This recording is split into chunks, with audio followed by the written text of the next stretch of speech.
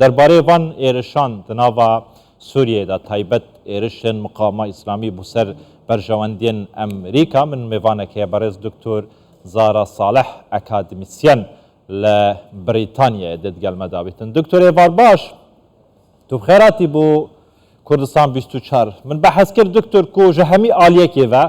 شره ایرشه کشتنه برینه دربداریه یعنی هیانها وینه که زلال نیه دناوا سوریه دا تایبت افیرشن و داویان مقامه اسلامی بو سر برشواندین امریکا هفیمانیان نف دولتی این چوا دبینن یعنی روش بر بکو داده چیدن بله سلاف بوتا حمود تماشبانا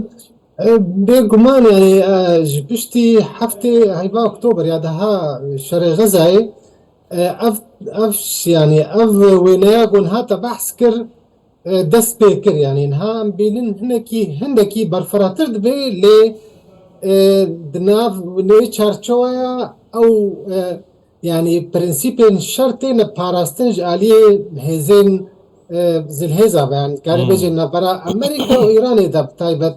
لأو روشاق وهي بري هبو لإيرو جو هركس مجول بو بشري غزة هر آليكي تخوازي يعني برجواندين خو بيك بن يعني قزنج بكي جوي درفتها يعني چه تركيا بيل سر روجافا سر كردا چه داعش بيت خوازي خو ساغ بكي خو وقريني چش خو او وكما قلتي آلية ديجي هزين ميليشياتين بإيراني فقريداي إيرو يعني تول هلدانا كي بنافي مقاومة إسلامي البارجين أمريكي دخي ليدش يعني تخالن ستور دا از باور دكم أو برنسيبن كارين أبا دكا فان دا بيجي تين باراستن يعني أبناجي تي ديار كرين جو يعني أب آليين زلهز ناخوازن شرب برفره ترب بي يعني نامين جو ريدكن ديارا يعني هر عليكي برسفدانا ايدي دكي يعني لتشرو دانين قول غزة يبيكتين ينجي الخاكا السوري عليه باشا دكتور هرتم آلیه نف دولتی تایبت امریکا جی دبیجم حول دادن کو برین شر برفرهتر نببن لی وکه دبینن کو ایرشن مقاومه اسلامی بو سر هزن امریکا هفیمانه نف دولتی روش بروش زیده تر بن شو علیه که دن و یعنی داعش جی چکدارن داعش جی زندی تر دبن حی تر دبن دناوا خاکا سوریه دا یعنی یک پیش بینی دکن یعنی بخواندن آواز جبو روش برف خرابتر بونه دشیتن ده سوریه دا بيقومان روش خرابتر دبي لي يعني و يعني الشر وكب برودانا كي يكسرنا برا ايراني بامريكا دا يعني ونبي يعني عم تبينين يعني راستا ايريشن فان جروبا السر بارجين امريكي زيدا تردبي للآلية دنجي برسفدانا امريكية يكسر هي وكو ناخوازي شر برفرتر بي برسفا واد ديج آلي ديفا اسرائيل بخوا يعني دسبيكا شرفا رژیم سوری روز ایرانی رژی گوت حزب الله گوت يعني گوت چه يعني ايريش جا خاكا ودر كبي ام يكسر لي دخنو برفرهتر كنو بي سينورجي واسرائيل يعني بحساب الحموال يا دخي يعني فيسو به الواخست يعني بردوامه يعني شار اليابا شار يعني اني الشربه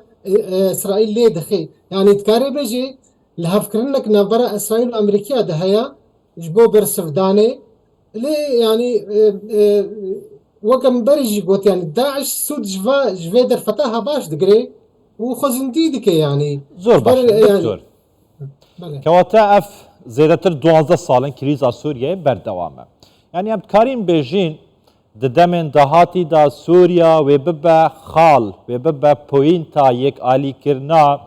تصفيات حسابات وان دولتان اوين نهاد نابا سوريا دا يانجي شر لسر سوريا دي كان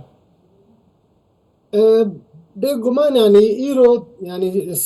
سوريا نا خالا اوكت بوكا جرينجيا وي ناكوي بلاي كم دا بشتي نخاسم بشتي شري روسيا واوكرانيا بايرا غزة هات السر هات النخماندن هناكي لي سوريا بخوم ميدانك تشارجويا كاغو اب الي الايرو يعني روداني وقوشي دبن يعني اوجي يعني ميدانك اقو اف علي حساباتي خصافيت كن لور لي وي بچارەسەریە پرسگرێکا سووری وێ بداویتر بکەوێ ji ber van bergo wê girêdayî bê bilhevkirinên wan deverê dîtir yanî loma ez bawer dikim wê xelkên Sûrî yanî devera Sûriyê bêhtir bibine qurbaniyên wan deverên berjewendiyên va welatan wan deverên dîtî yanî ji ber ku yani gava ku şer yani rodan wa milmilanî li wal deverê dî zêdetir dibe bêguman çav li ser Sûrî kêm dibin lê باشه دکتۆر çareserî jî dereng dikeve yani bawerê کەواتە ئەو وڵاتên niha di nava Sûriyeyê de ئەمریکا هەفپەیمانیە نێودەوڵەتی ئەو هەفپەیمانیان diگەل ئەمریکانە ئیسرائیلە تورکیایە ئیرانە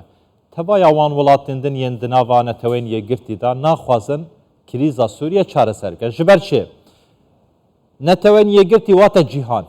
wate cîhan serpereştiya hemî cîhanê diketin di nava netewên yekgirtî de biryareka nêvdewletiye ye 22 pêncî û çar e ji bo çareserkirina krîza Sûriyeyê yani piştî derbasbûna zêdetir ji 12 salan eger cîhan nexwazîtin pirseka hû çareser biketin yani kewate ev dixwazin ku rewş bi vî awayî bîtin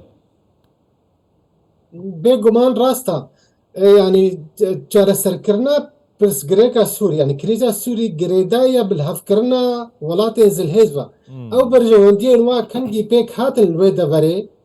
wî çaxî pirsgirêk çareseriya wê nêzik dibe lê îro yani piştî 12 sala ev wêneya ha dûrtir dikeve ji ber ku krîzên